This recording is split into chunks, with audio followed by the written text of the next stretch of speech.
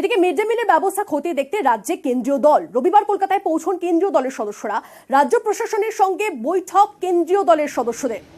12 সদস্যের প্রতিনিধি দলে রয়েছেন ইউনিসেফ এর সদস্যরাও।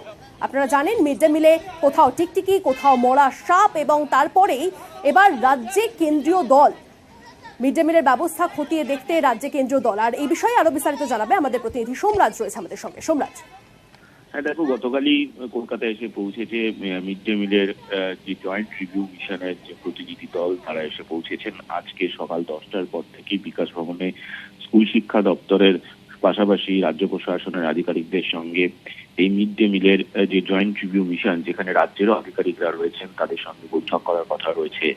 বৈঠক করার পর তাদের তরফে উত্তর 24 পরগনা জেলার বিভিন্ন স্কুল পরিদর্শন করারও কথা রয়েছে।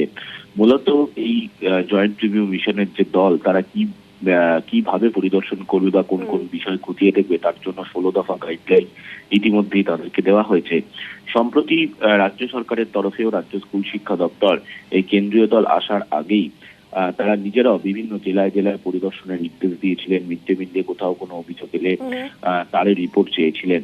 মূলত এই যে মিড ডে মিলের যে জয়েন্ট রিভিউ মিশন, শেষবার রাজ্যে এসেছিল 2013-14 সালে, এবং তারপরে ফের প্রায় 9 বছর বাদে রাজ্যে এসেছে এই দল। এবং সেক্ষেত্রে মনে করা হচ্ছে মিড ডে মিলের জয়েন্ট রিভিউ মিশনের পরিদর্শন বিশেষভাবে গুরুত্বপূর্ণ, যখন পিএম পোষণ প্রকল্পের অধিকর্তা জি বিজয়া ভাস্কর এই প্রতিনিধি দলে রয়েছেন।